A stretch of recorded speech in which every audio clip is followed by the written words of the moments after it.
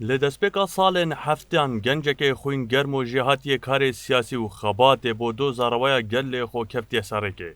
Jiyana xweşa bajarî û xwandin û karê îstîrahetê bo jiyanê lê çiyayên sext û dijwarên Kurdistanê diguhorît û çekî heldigirît.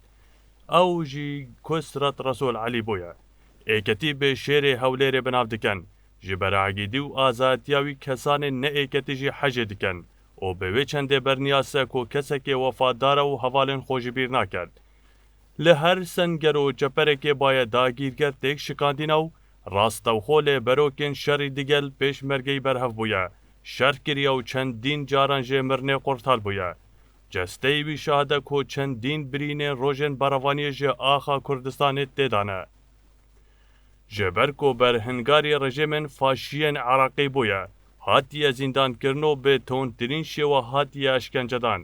Ji ber beşdariya wî ya xurt dê lêdana Supayê Saddam Hüseynî da lê dastanên pêşmergeyî, zêdetirî du caran fermana desteserkirin û sêdaredana taybet bû derçûye. Du mahîk fermana desteserkirina wî jî lê roja 20 Oktobera sala 2017 bûye ji layê hikûmeta Iraqê ve.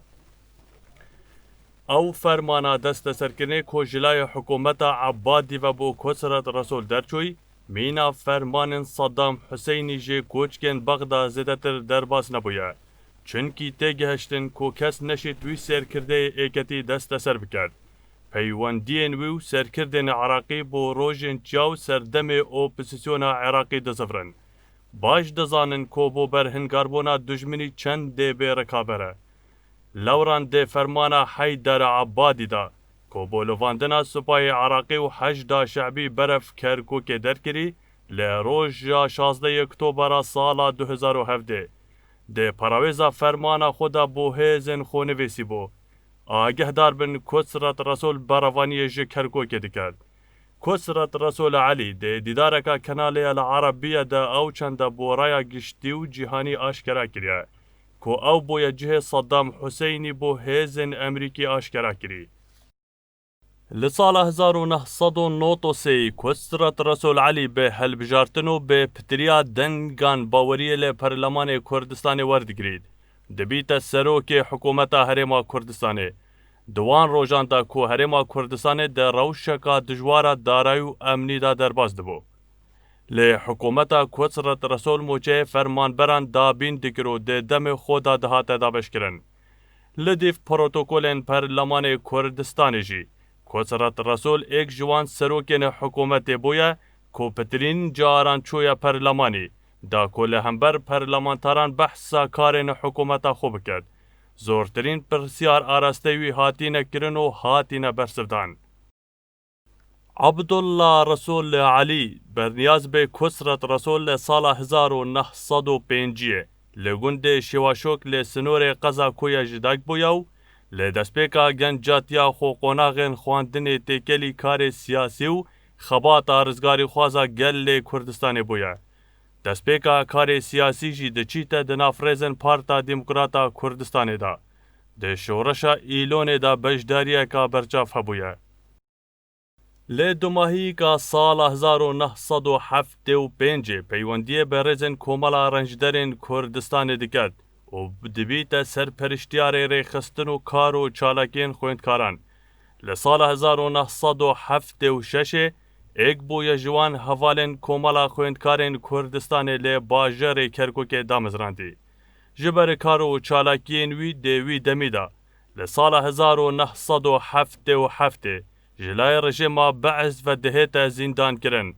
Piştî mawayekê zor ji zîndan û eşkencedanê êk bûye ji wan xwaragirên ku bê çê awayekê dan pêdan nekirî û serbilindane jê zîndanê derdikevît.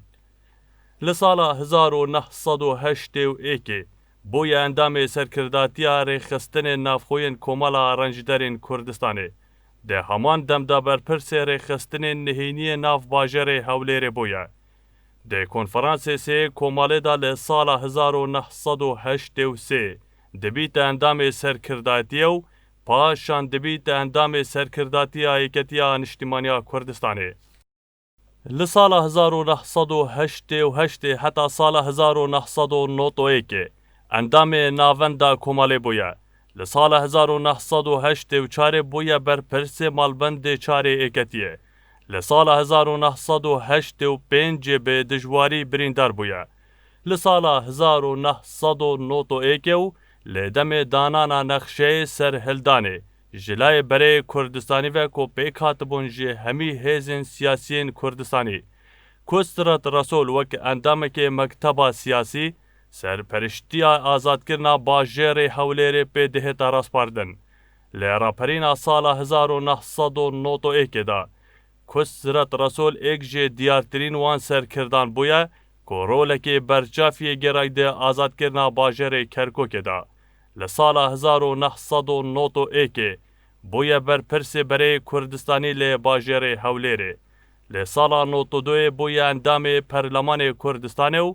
لسال 93 حتی سال 1996 دبیت سروک دوام کابینا جوات وزیرین حکومت هرما کردستانی. دیو دا بویا سروک جوات وزیرین حکومت کردستانی اداره سلیمانیه حتی سال 2001.